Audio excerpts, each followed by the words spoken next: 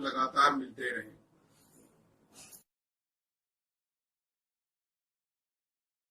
नमस्कार दोस्तों, धर्म रहस्य चैनल पर आपका एक बार फिर से स्वागत है। आज लेंगे एक और गुरु मंत्र की साधना के अनुभव को, और मेरे जो स्वयं शिष्य हैं उनका यह अनुभव है और किन अनुभवों से उन्होंने इस साधना को किया है, यही आज के इस पत्र के माध्यम से हम लोग जानने की कोशिश करेंगे। तो चलिए पढ़ते हैं इनके पत्र को और जानते हैं क्या अनुभव इनके जीवन में घटित हुआ था। नमस्कार गुरुजी, मैं आपका शिष्य आपसे शारदीय नवरात्र से पहले दीक्षा ले चुका हूं और मैंने प्रथम नवरात्र में दीक्षा ग्रहण की और जप किया था। जब समापन चैत्र नवरात्र में किया था। नवमी के दिन मैंने पहला हवन किया था। इस प्रक्रिया में मुझे 6 महीने से ज्यादा लग गए। गुरुजी, अब मैं आपको अपने अनुभव बताता हूं। सबसे पहले मैं मां भगवती का आभार व्यक्त करता हूं कि आप जैसे योग्य गुरु मुझे मिले हैं। मैं अपने आप को भाग्यशाली समझता हूं कि मुझे ऐसा महामंत्र मिला जो ब्रह्मांड की समस्त शक्तियों को अपने अधीन रखता है। ऐसा महामंत्र मुझे गुरु मंत्र के रूप में मिला। मैंने जाप अपने नए घर में शुरू किया था। उस घर में कुछ किराएदार भी रखे हैं। ऊपर मेरी दीदी और जीजा जी रहा करते हैं।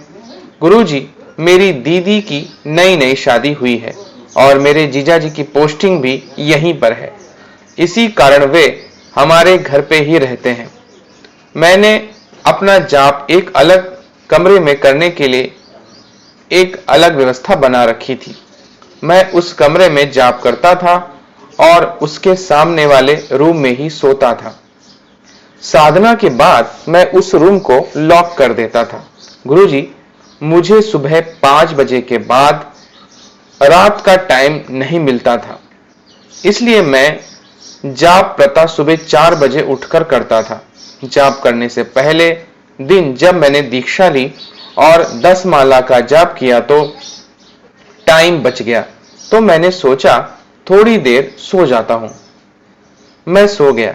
मैंने सपने में देखा कि मेरी दीदी जो ऊपर रहती हैं वो अपना सारा सामान लेकर मेरे साधना वाले रूम में आकर बोली कि अब मैं यहीं रहूंगी और अपने जीजा को मत बताना, नहीं तो वो यहां आने नहीं देंगे। मैंने सोचा ये क्या हो गया, अब मैं साधना कैसे करूंगा। इसके बाद मेरा सपना टूट गया। उसके बाद मैंने जाप जारी रखा। गुरुजी, एक दिन मैंने जाप पूरा करके आंखें खोली तो मुझे 10 फीट की ऊंचाई पर एक सफेद रोशनी दिखी। मेरे आंखें खोलते ही वो गायब हो गई। मुझे बहुत आश्चर्य हुआ। फिर कुछ दिनों बाद उस रूम में किराएदार हैं, उनके आने के कारण वो रूम साधना के लिए मुझे छोड़ना पड़ा और जिस रूम में मैं सोता था उसकी मैंने साफ सफाई करके उसे साधना के लिए तैयार कर लिया। अब मैंने रात को भी जाप करना शुरू कर दिया। मैं जब रात को जाप करता था तो मेरे कानों में कोई आकर जय माता दी बोलता था। उस समय मैं आधी नींद में होता था। मैं सावधान हो जाता था और मैं उसका रिप्लाई भी जय माता दी बोलकर ही देता था। गुरुजी, मुझे बहुत डर लगता था मगर मैं जाप करता रहता था। जब मैं सोने लगता तो मुझे अपने रूम में किसी के होने का एहसास होता। मेरी नींद गायब हो जाती थी और डर लगता था। फिर पता नहीं कब नींद आ जाती। ऐसा मेरे साथ रोज होता। मेरी नींद रोज 2 से 2:30 बजे के बीच जरूर खुलती थी और किसी के आसपास होने का एहसास होता था। मैं बहुत डरता था गुरुजी। एक दिन मैंने सपने में देखा कि मैं अपने पुराने घर में हूं और मेरे घर वाले बहुत चिल्ला रहे हैं। जब मैंने पूछा कि क्या हुआ तो बोले छत पर चुड़ैल है। तो मैं भागकर छत पर गया तो मैंने देखा कि एक औरत जिसने लंबा सा घूंघट किया हुआ है और खाट पर बैठी थी। वह मुझे देखते ही छलांग लगाकर बराबर वाली छत पर चली गई। फिर उसके पीछे मैं दौड़ा और इसके बाद वो गायब हो गई। मुझे तुरंत हनुमान जी के दर्शन हुए, जो एक मूर्ति के रूप में गले में बड़े से पत्ते की माला पहने हुए और पूरे बदन पर सिंदूर लगाए हुए थे। इसके बाद मेरी आंख खुल गई और मैंने बगल में रखे मोबाइल की टॉर्च जलाई और हाथ जोड़कर हनुमान जी को प्रणाम किया। इसके बाद मैं सो गया। इसके बाद रोज हनुमान चालीसा पढ़ के सोता था। ये सपने आने फिर कम हो गए। गुरुजी, मैं आपको बता दूं, मैंने हनुमान जी की 4 साधनाएं कर रखी हैं, जिसके पीछे एक उद्देश्य था। मेरी 2 साधनाएं तो खंडित हो गई, मगर मैंने 2 सफलतापूर्वक कर ली, लेकिन मेरा उद्देश्य पूरा नहीं हुआ। लेकिन हनुमान जी के अलौकिक दर्शन मुझे जरूर प्राप्त हुए और मुझे उस उद्देश्य के संबंध में 2 उपदेश दिए, जो कि यहाँ पर मैं नहीं बता सकता हूँ। गुरुजी, उन्होंने ये बातें मुझसे सीधी नहीं बोली थी, वह किसी और से बात कर रहे थे। मैं ये बात सुन रहा था। जाहिर सी बात है कि ये उपदेश मेरे लिए ही है। मैं उस सपने को कभी नहीं भूल सकता। उनके दिव्य दर्शन की व्याख्या करना मेरी औकात के बाहर है। गुरुजी, रूम में किसी के होने का एहसास बराबर होता था। मैं लाइट जलाकर सोने लगा। गुरुजी, मेरे घर वाले बताते हैं कि जिस जगह हमारा घर है वो कॉलोनी एक कब्रिस्तान पर बनी है। पहले यहाँ कब्रिस्तान था, तो मैंने सोचा कि शायद इसी वजह से ये सब होता होगा। कुछ दिनों बाद मेरे पापा के भाई, जिनका हमारा कोई संबंध नहीं है, वो एक्सपायर हो गए, जिस कारण मुझे जाप कुछ दिन के लिए रोकना पड़ा था। गुरुजी, मुझे ये बताते हुए बहुत दुख हो रहा है कि इस बीच मेरा ब्रह्मचर्य टूट गया और मेरा नाइट फॉल हो गया। मैंने मां से माफी मांगी और इसके दंड स्वरूप मैंने गुरु मंत्र का 10,000 जाप और 11 पाठ दुर्गा सप्तशती करने की सोची। अगले दिन मेरे फूफा और बुआ जी घर पर आ गए, क्योंकि वे अपने बहू बेटे के साथ माता वैष्णो देवी के दर्शन के लिए जा रहे थे। वे मुझसे चलने के लिए बोलने लगे, लेकिन मैं अपना जाप पूरा किए बगैर नहीं जाना चाहता था। मेरे घर वाले भी जिद करने लगे और कहने लगे कि माता के दर्शन नसीब वालों को मिलते हैं, यहाँ वो ही लोग जाते हैं जिन्हें माता बुलाती हैं। तो मैंने सोचा कि मैं तो पापी हूं, मुझे माँ ने क्यों बुलाया है। लेकिन गुरुजी, बच्चा कुछ भी करे, माँ तो आखिर माँ ही होती है, और इसे माँ का आदेश मानकर चला गया। गुरुजी, वहां का नजारा बहुत ही सुंदर लगा। माँ के दरबार पहुंचने से पहले मैंने पहाड़ी पर बैठकर, जब सब लोग सो रहे थे, गुरु मंत्र का जाप किया और माँ के दर्शन तक गुरु मंत्र का मन ही मन जाप करता रहा। गुरुजी, माँ की छवि मन में उतर गई और मुझे तो हर जगह माँ ही दिखने लगी थी। ऐसा लग रहा था कि घर ना जाऊं और यहीं माता के चरणों में पड़ा रहूं। इसके बाद हम लोग घर आ गए। मैंने अपने वचन के अनुसार 1 दिन मंत्र जाप और 3 दिन सप्तशती के पाठ किए। जब मैं पाठ कर रहा था तो चौथे पाठ पर पहुंचा तो मुझे अजीब सी पीछे से आवाजें आने लगी। मैंने देखा एक छछूंदर मेरे पास आई और मेरे आसन पर चढ़ने लगी। मैंने उसे भगा दिया, मगर वो फिर से मेरे पास आने लगी। उसने मुझे आधा घंटे लगातार परेशान किया। इसके बाद वो चली गई।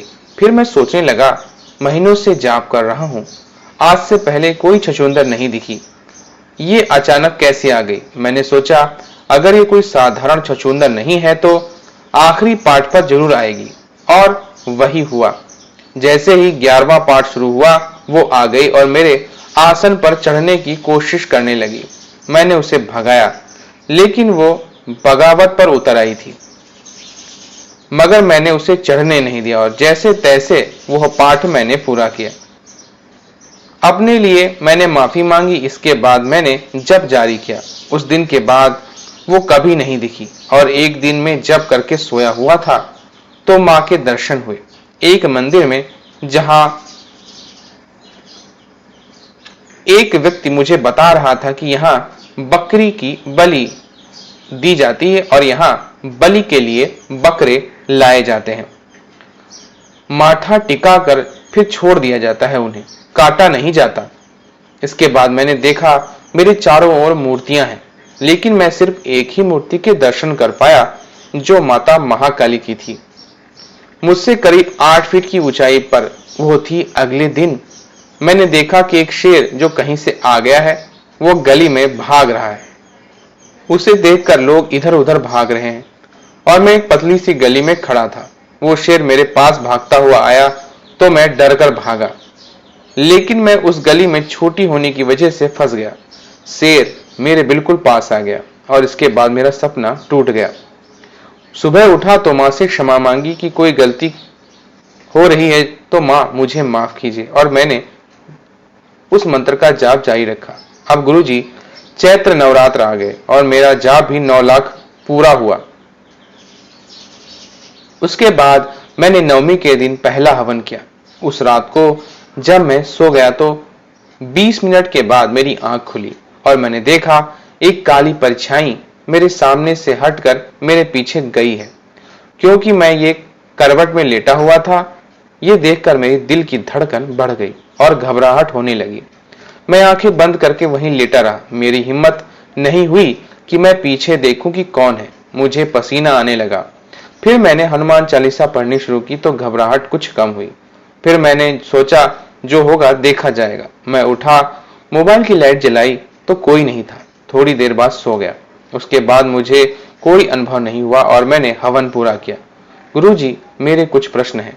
जो मुझे मेरी दादी के रूप में सपना आया वो क्या था, यानी दीदी के रूप में जो सपना आया था वह क्या था। दूसरा, मेरे रूम में किसी के होने का एहसास क्यों होता था।